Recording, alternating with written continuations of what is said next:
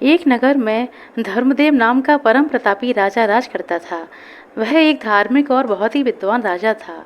उसके राज्य में हमेशा पूजा पाठ होते रहते और वह विद्वान पंडितों से यज्ञ इत्यादि कराता रहता था। राजा के दरबार में एक से बढ़कर एक विद्वान ब्राह्मण रहा करते थे। इस तरह राजा का दरबार विद्वानों से भरा हुआ था।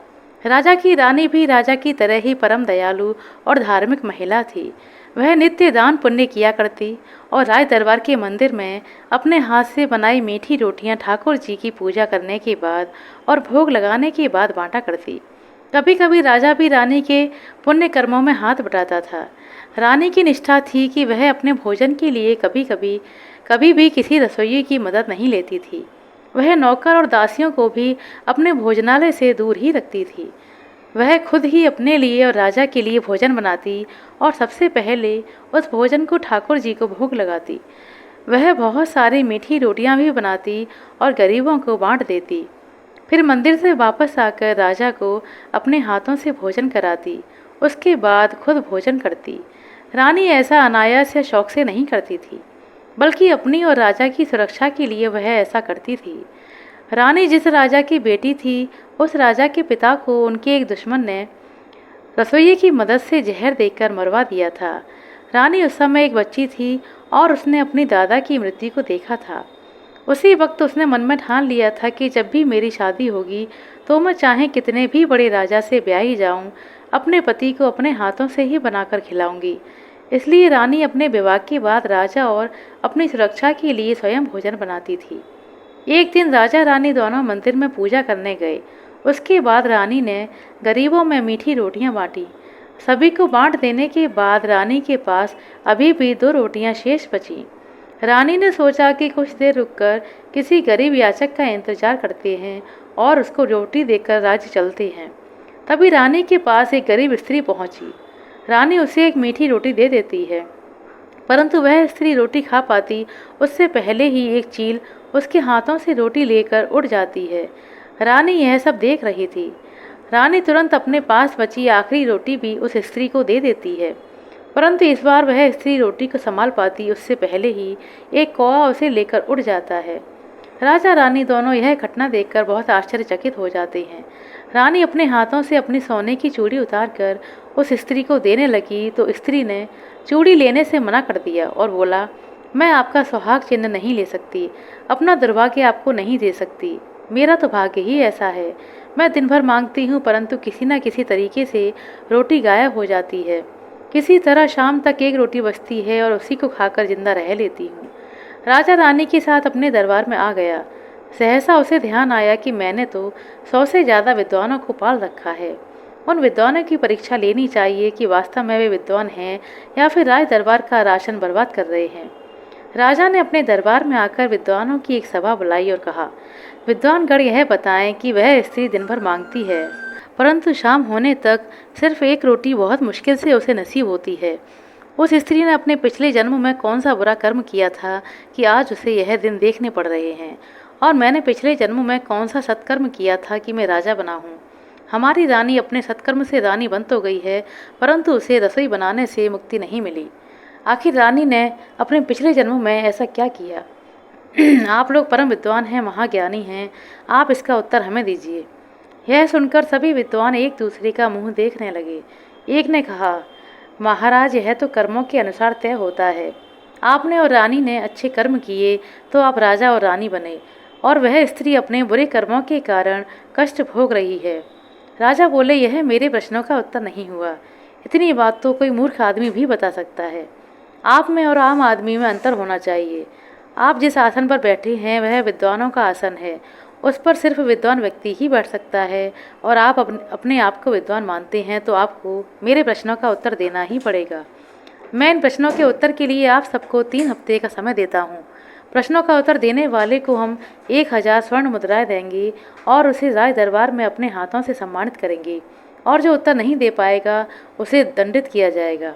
उसे नगर में गधे पर बैठाकर घुमाया जाएगा और उसके बाद फांसी पर लटका दिया जाएगा। आप लोग अभी से अपने काम पर लग जाएं।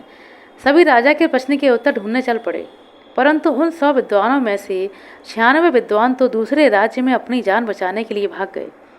कारण था कि वे विद्वान नहीं थे बल्कि चापलूस थे। वह यह सोचकर राज दरबार में रहते थे कि हम सिर्फ राजा का गुणगान कर देंगे और जिंदगी भर मुफ्त की रोटी तोड़ते रहेंगे। परंतु राजा तो हम विद्वानों का दुश्मन बन बैठा। पता नहीं उस पागल राजा के मन में कहाँ से ऊट पटांग सवाल पैदा हो गए। अब हम विद्वानों की राज्य छोड़ने में ही भलाई है। इसलिए 96 विद्वान राजा के दुश्मन राज्य में भाग गए। अब बचे सिर्फ 4 विद्वान जो अपने को विद्वान बोलते थे। वे विद्वान भी थे परंतु भगवान की बनाई सृष्टि में झांकने की विद्वता उनमें नहीं थी। वह चारों किसी विद्वान महात्मा की खोज में निकल पड़े। 14 दिनों तक विद्वान महात्मा की खोज में घूमते रहे परंतु उन्हें कोई भी नहीं मिला। अब उन्हें लगने लगा कि राजा हमें छोड़ने वाला नहीं है। पहले तो गधे पर बैठाकर पूरे नगर में घुमाएगा और उसके बाद में फांसी पर चढ़ा देगा। ऐसा सोचकर चारों विद्वान जंगल में बैठकर रोने लगे। उधर से एक महात्मा जी निकल रहे थे। उन्होंने 4 ब्राह्मण विद्वानों को रोते देखा तो ठहर गए और उनके रोने का कारण पूछा। तब चारों ने अपनी व्यथा सुनाई कि राजा ने हमसे बहुत कठिन प्रश्न पूछे हैं जिसका उत्तर हम ब्राह्मण नहीं दे सकते, कोई सिद्ध महात्मा ही दे सकता है। आप सिद्ध महात्मा लगते हैं, आप राजा के 3 प्रश्नों के उत्तर देकर हमें मरने से बचा सकते हैं। महात्मा ने कहा, ठीक है, हम तुम लोगों की जान बचाने के लिए तुम्हारे साथ राज दरबार में चलते हैं। वे सभी राजा के दरबार में आ गए। राजा ने महात्मा के साथ चारों विद्वानों का स्वागत किया और पूछा, क्या आप हमारे प्रश्नों का उत्तर लेकर आ गए? तब महात्मा ने राजा से कहा, राजन, आप बेवजह ही इन ब्राह्मणों को परेशान कर रहे हैं। जो 3 प्रश्न आपने इनसे पूछे हैं वह हमने इनसे सुन रखे हैं। आपके प्रश्नों का उत्तर कोई ब्राह्मण या साधारण साधु नहीं दे सकता। हमें ब्रह्मा जी की बनाई सृष्टि में आगे पीछे झांकने की दृष्टि नहीं मिली है, परंतु ऐसा भी नहीं है कि आपका उत्तर मिल नहीं सकता। ऐसे कई महात्मा हैं जो आपके प्रश्नों का सटीक जवाब दे सकते हैं। आप कल सुबह उठकर पूरब की तरफ जंगल में 15 कोस अंदर चले जाइएगा। वहाँ पर एक महात्मा तपस्या कर रहे हैं। वही महात्मा आपके प्रश्नों का जवाब देंगे। राजा को अपने प्रश्नों के उत्तर जानने की बहुत उत्सुकता थी। सुबह उठकर जंगल के लिए निकल पड़ा। दोपहर तक वह महात्मा के बताए आश्रम में पहुंच गया। महात्मा ने राजा को बड़े आदर से बिठाया और जंगल में इतने अंदर आने का कारण पूछा तो राजा ने बताया, महात्मन, मेरे मन में 3 प्रश्न हैं। एक स्त्री दिन भर भीख मांगती है परंतु शाम तक सिर्फ एक रोटी बहुत मुश्किल से उसे नसीब होती है। उस स्त्री ने अपने पिछले जन्म में कौन सा बुरा कर्म किया था कि आज उसे यह कष्ट भोगने पड़ रहे हैं, और मैंने पिछले जन्म में कौन सा सत्कर्म किया जो मैं राजा बना हूँ। हमारी रानी अपने सत्कर्मों से रानी तो बन गई परंतु उसे रसोई बनाने से मुक्ति नहीं मिली। आखिर रानी ने अपने पिछले जन्म में ऐसा क्या किया था? महात्मा बोले, राजन, तुम व्यर्थ के प्रश्नों के चक्कर में क्यों पड़ गए? राजा बोला, महात्मन, हमारे मन में यह बात जानने की बहुत बड़ी उत्सुकता है और जब तक मुझे मेरे प्रश्नों के उत्तर नहीं मिल पाते मुझे चैन नहीं मिलने वाला। आप मुझ पर कृपा कीजिए। बहुत उम्मीद लेकर मैं जंगल के इतने अंदर आया हूँ। तब महात्मा जी ने कहा, इसका उत्तर तो मैं भी नहीं दे सकता। मुझे सिर्फ 6 माह आगे पीछे देखने की दृष्टि मिली है और तुम्हें अपने पिछले जन्म के विषय में जानना है। मगर निराश मत होइए, तुम्हारे प्रश्नों का जवाब एक सेठ का लड़का दे सकता है जिसकी मृत्यु बस 1 दिन में होने वाली है। तुम्हें इसके लिए अभी के अभी जाना पड़ेगा। यहाँ से 10 कोस उत्तर की ओर जाने पर तुम्हें एक गांव मिलेगा। वहाँ एक सेठ का 5 साल का लड़का तुम्हें मिलेगा। उसकी मृत्यु से पहले तुम वहाँ पहुँच जाना और कहना कि बड़े भैया, तुम मेरे 3 प्रश्नों का जवाब दे दो। वह बालक तुम्हें तुम्हारे प्रश्नों के जवाब दे देगा। राजा वहाँ से तुरंत ही उस गांव के लिए निकल पड़ा। 10 कोस चलने के बाद राजा उस सेठ के घर पहुँचा। उसने सेठ को बताया कि वह राजा धर्मदेव है और उसके बालक से अकेले में कुछ बात करना चाहता है। उस बालक की तबीयत ठीक नहीं थी।